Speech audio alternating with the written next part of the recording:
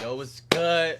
YouTube. We finna react to some spooky, scary, you know what I'm saying, videos type stuff. We finna get into it. Yes, sir. Come on. See what they talking about. We've exiled him now.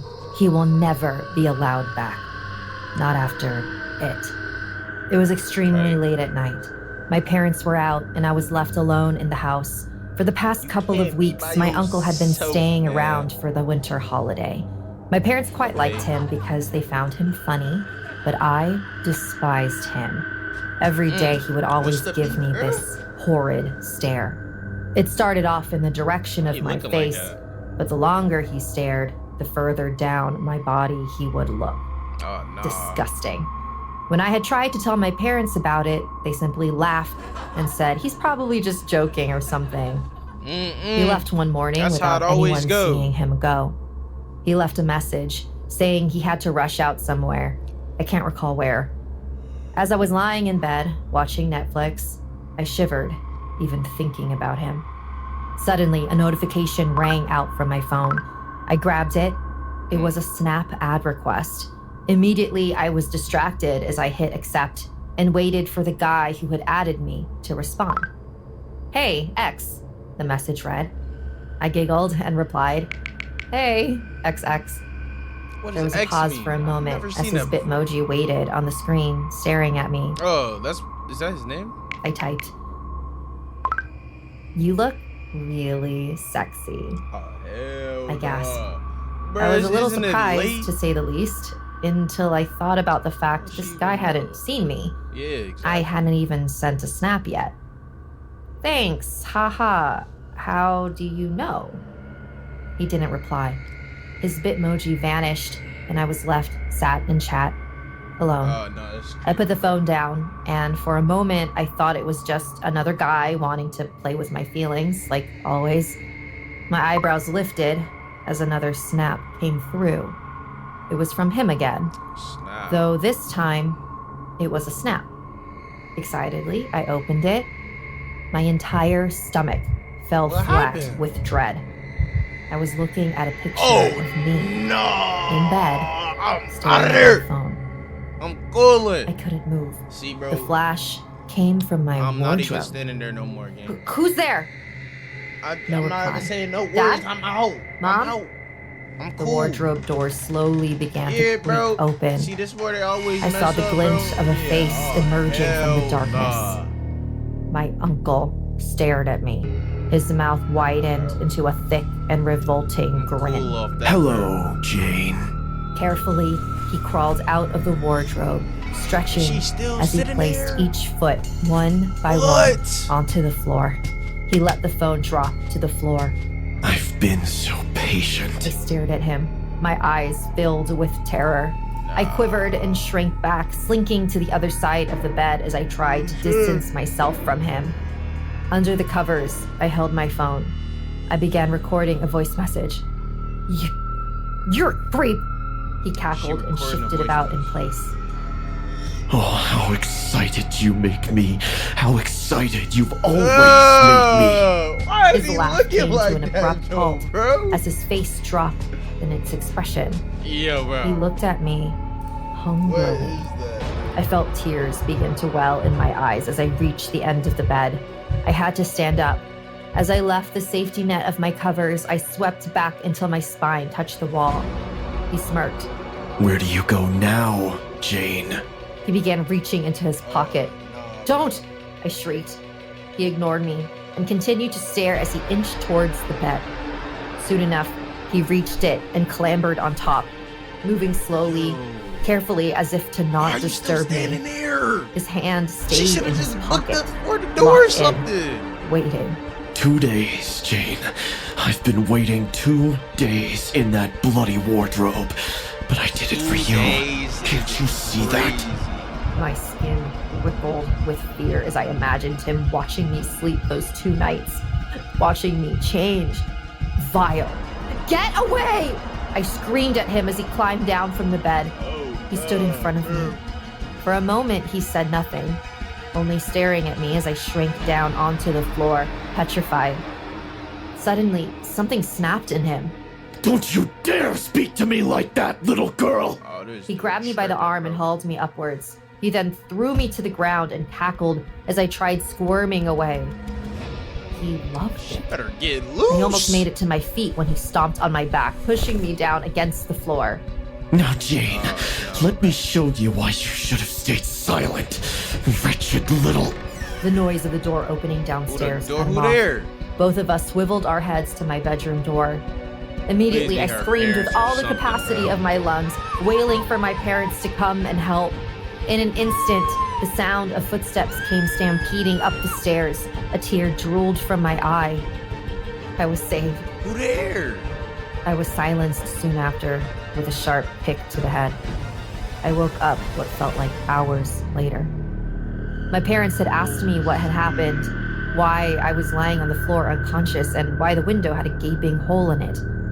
I leapt into their arms and grabbed my phone. The voice message had recorded everything. As I showed it to them, my mom fled out of the room, tears draining from her eyes as she vomited in the bathroom.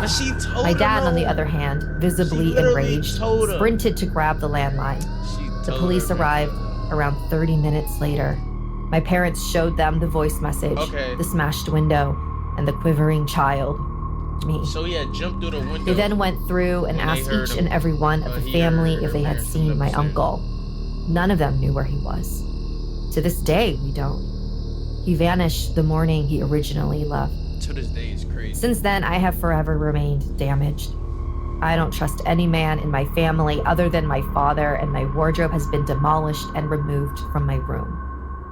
Yet every night, I check everywhere. Who knows? I might be hiding again. Nah. Before starting the story, I would suggest you guys to go subscribe to the channel. It turns out that most of you guys who watch me are actually subscribed. That is crazy. So if you like the content and want to support the channel, man, if I'm in that corner, bro, subscribe and hit the bell. It's free, and you can always change your mind later. You was better off jumping through the window. I was bored. I'm not gonna lie, the bro. snowstorm made it nearly impossible for me to leave the house for the past few days. And while I had food and mostly everything that I needed, I was at my wit's end.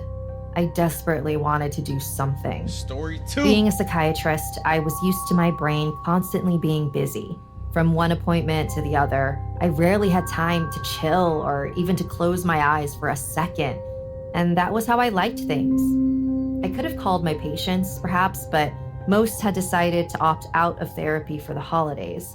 They felt better with their families, which rendered me practically useless. I hated that. And so I decided to try to make myself helpful and not bored somehow. I hadn't touched Snapchat in years, so I'm not entirely sure what caused me to download it and not something else, but yeah, it didn't really matter in the long run. I took a few photos and even a video or two of myself grinning at the camera. I was very good at that. Yeah, why she pretending fucking to be up happy. like that, bro? So I would love to give everyone advice. I ended my monologue with a wave and rolled onto my stomach, waiting for the DMs to pour in. See, I've always been attractive, which made it fairly easy to find friends like this when I was at my lowest and needed someone to care for, perhaps. Still, it was mostly good fun. I just wanted to help people who were struggling during the winter months. Within seconds, my phone pinged.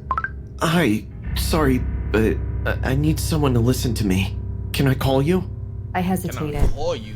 I knew nothing about this, Elias, and, well, it was weird to move to the calling phase so quickly, but still, I did want to help. I'd rather text for now, but once we know each other a bit better and I know how to help you, sure. Stranger danger was engraved into me, even as an adult. Oh, okay. That sounds good. That was the first time something weird happened. What happened after that? The screen of my phone flickered twice. Colors drained from the messages right in front of my eyes. I was staring at my inbox in black and white. Quite an odd thing. What the? Is this a new filter, or am I going mad? Within seconds, everything went back to Y'all normal. seen that, bro? I have a secret, Vicky. Huh? How did he guess my nickname? I mean, it wasn't impossible, per se, but still. Would it help you to share it with a stranger?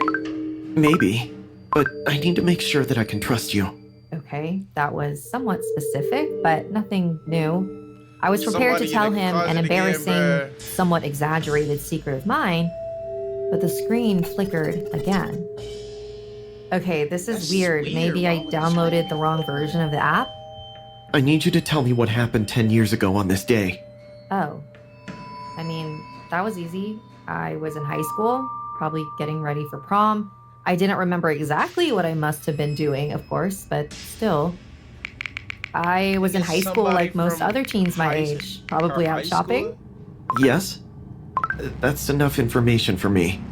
Okay, that was a bit odd. I tried to rack my brain, but nothing in particular came up.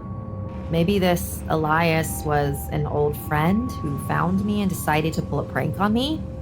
I mean, it wasn't that hard to find me, I guess. I was all over social media with my other accounts, so...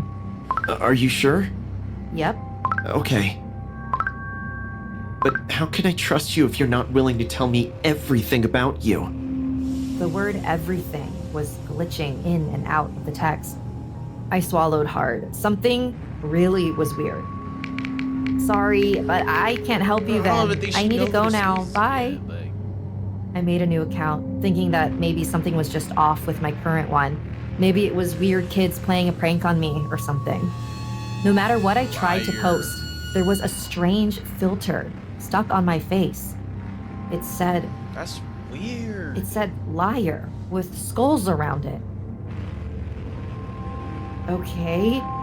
Maybe some people don't realize that Halloween has been over for months now? Vicky!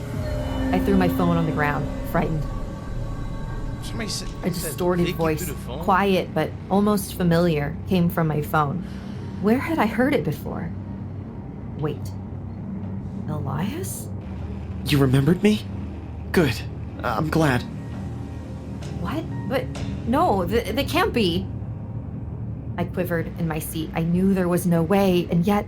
I want you to write a post about how much you hate everyone. Embarrass yourself in front of all your friends. Wow. Excuse me? Now, I will tell everyone what happened 10 years ago. You do remember, don't you? Memories rushed to me. Ones of laughter, snow, and pain. Was it really 10 years ago? We were kids, Elias. We didn't mean it. And yet I did everything he told me. He told me to take pictures with my old stuffed toys, pretending to be a kid. I did it. Okay, so my online friends asked me if I was all right. I told them that I was just feeling a bit homesick. He told me to feign a fit and curse out the pizza delivery guy in our town. Rumors spread across the internet about the rude chick who shouted at the poor guy who was just trying to do his job. Elias would ask me to do something, and I would do it. I had no choice. I begged him to just let me go. I tried to convince him that it was time for his soul to rest, but when I said that, my phone overheated, burning my hand. It was all just a game to him, and yet I did everything. You won't tell anyone, right? Please, you know that I didn't mean it. I know, and I won't. I felt relieved. I knew that what I'd done 10 years ago was wrong, but I didn't want anyone else to know. It was a prank anyway. It wasn't my fault that Elias... But you will. I can't believe I'm doing this, but it's been over 10 years. I need to come clean about what happened to Elias Smith.